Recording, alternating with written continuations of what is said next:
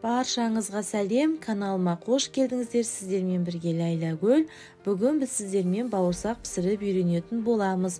Өте дәмді, жұмсақ және де үлпілдек бауырсақтарды менімен бірге дайындап көріңіздер. Әр түрлі бауырсақтың рецептері болады. Сондықтан дәл осы рецептпен жасасаңыздар, сіздерде іші қуыс және де қуыс емес осылай толық бауырсақты қалай дайындау керектігін үйрететін боламын. Ең алдымен ыдысымызға сүтімізді және де суымызды құямыз. Екеуі де жылы болу керек. Және де қантымызды, тұзымызды саламыз. Май саламыз. Барлығын қолымызбен біріктіріп, майымызды езіп аламыз. Барлық ингредиенттерді видеоның астындағы описание бөліміне жазып қалдырдым. Сол жерден кіріп қарап көрсеңіздер болады. Майымыз ерігеннен кейін үстіне ашытқымызды және де електен өткізілген ұнымызды және де жұмыртқамызды салып, қамыр илейтін боламыз. Қамырымыз қатты емес, жұмсақ қамыр илейтін боламыз. Дәл видеодағыдай барлығын видеода анық түсіріп көрсеттім. Сондықтан видеоны толық мұқият қарап отырыңыздар. Біздің қамырымыз осындай сұйық болады, қолымызға жабысқақ болады, қатты илемейміз.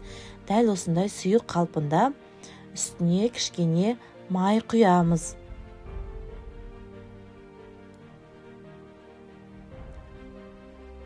Енді қамырымызға майымызды жақсылап басып, қамырымыздың бетін жауып, ашытамыз.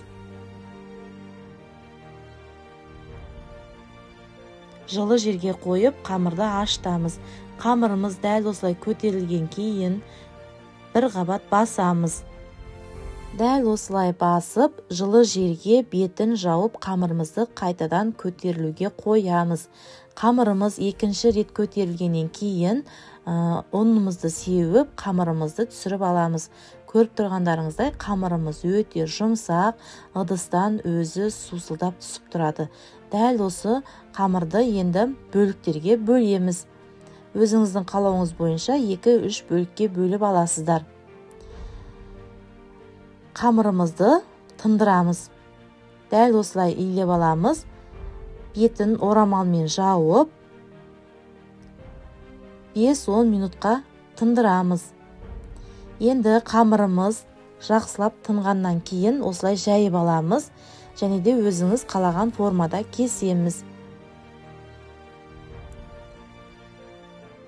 Домалақ қылдырып кессеңіздер де болады, немесе 4 бұрышты қылдырып кессеңіздер болады. Дәл осылай жұқа қылдырып жаятын болсаңыздар, қамырларыңыздың іші қуыс болып көтерілетін болады.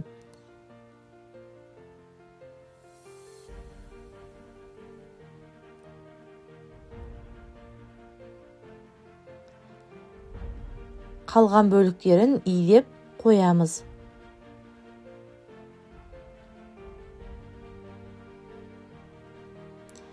Енді осындай қалыңдықта жаятын болсаңыздар, онда қамырларыңыздың іші толық болып, қуыс болмай көтерілетін болады. Маған өзіме қамырдың іші қуыс болып піскен ұнайды, сондықтан мен көп бөлігін жұқа қылдырып жайып алдым. Барлық қамырымызды кесіп алғаннан кейін бетін жауып, тағы да 5-10 минутқа қалдырамыз. Қамырымыз көтерілу керек. Қызып тұрған майда дәл осылай шетінен салып пісіріп аламыз. Майымыз қатты қызып тұру керек, және де майды көбірек құясыздар, сонда бауырсақтарыңыз жақсы көтеріліп пісетін болады. Және де достар, менің каналымда үлпілдек булочкалардың видео рецептісі бар. Егер де сіздер әлі каналға тіркелмеген болсаңыздар, онда міндетті түрде тіркеліп, сол видеоны қарап көрсеңіздер болады. Өте нәзік болып шығады, сондықтан міндетті түрде сол рецептпен дайындап көріңіздер. Қазір жоғарыдан сілтемесі шығады, кіріп қарап көрсеңіздер болады. Әр түрлі формада дайындай бересіздер, барлығын бір қамырдан жасасаңыздар болады. Қалған бауырсағымызды осылай 4 бұрыштап кесіп, пісіріп аламыз. Біздің бауырсақтарымыз пісті. Енді дастарханға салып сұна берсеңіздер болады. Сіздерге видео ұнады деген ойдамын. Егерде видео ұнаса, каналға тіркеліп, қолдау білдіріп, жақын достарыңызбен бөлісіп, қоңыраушаны баса кетуді ұмытпаңыздар. Қоңыраушаны басқан болсаңыздар, менің салған видеоларым сіздерге алғашқы болып көрінетін болады. Сондықтан қоңыраушаны басуды ұмытпаңыздар. Дәл осылай бір қамырдан екі түрлі бауырсақтың рецептісін шығардық. Егерде жұқа жайсаңыздар, іші қуыс болып шығады. Қалыңдау жайсаңыздар, іші көтеріліп, қуыс болмай толып шығады. Сіздерге видео ұнады деген ойдамын. Баршаңызға рахмет, ас болсын.